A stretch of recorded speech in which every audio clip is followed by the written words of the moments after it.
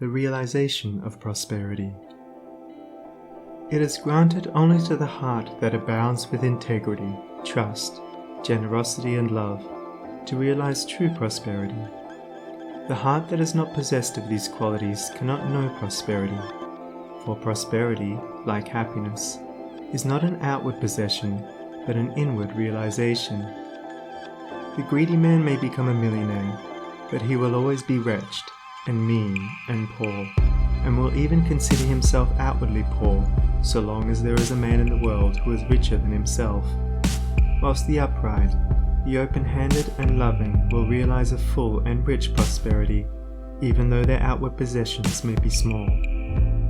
He is poor who is dissatisfied, he is rich who is contented with what he has, and he is richer who is generous with what he has. When we contemplate the fact that the universe is abounding in all good things, material as well as spiritual, and compare it with man's blind eagerness to secure a few gold coins or a few acres of dirt, it is then that we realize how dark and ignorant selfishness is. It is then that we know that self-seeking is self-destruction. Nature gives all, without reservation, and loses nothing. Man, grasping all, loses everything. If you would realize true prosperity, do not settle down, as many have done, into the belief that if you do right, everything will go wrong. Do not allow the word competition to shake your faith in the supremacy of righteousness.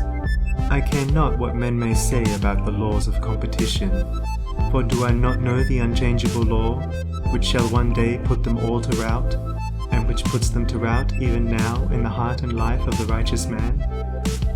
And knowing this law, I can contemplate all dishonesty with undisturbed repose, for I know where certain destruction awaits it. Under all circumstances, do that which you believe to be right, and trust the law. Trust the divine power that is immanent in the universe, and it will never desert you, and you will always be protected. By such a trust, all your losses will be converted into gains, and all curses which threaten will be transmuted into blessings.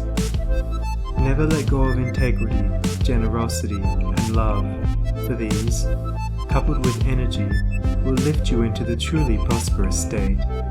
Do not believe the world when it tells you that you must attend to number one first, and to others afterwards.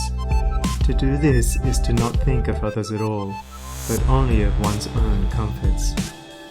To those who practice this, the day will come when they will be deserted by all, and when they cry out in their loneliness and anguish, there will be no one to hear and help them.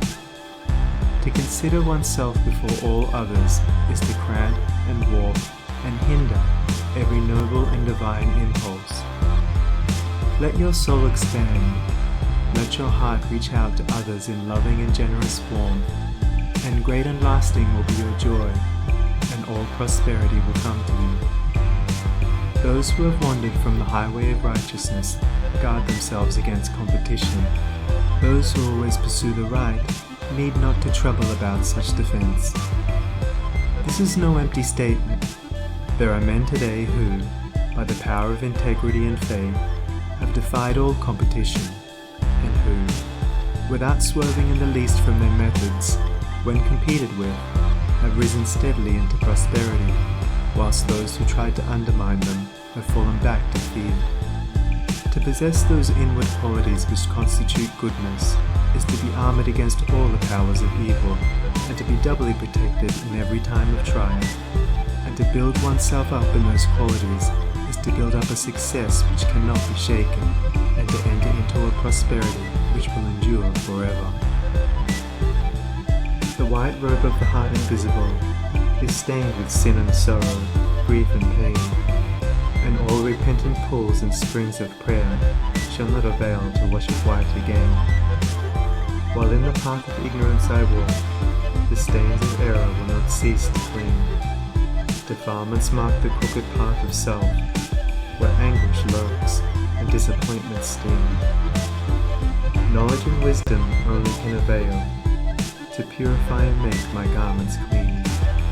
For therein lie love's waters, therein rests peace undisturbed, eternal and serene. Sin and repentance is the path of pain. Knowledge and wisdom is the path of peace. By the mere way of practice I will find where bliss begins, and how pains and sorrows cease. Self shall depart, and truth shall take its place. The changeless one, the indivisible, shall take up his abode in me, and cleanse the white robe of the heart invisible.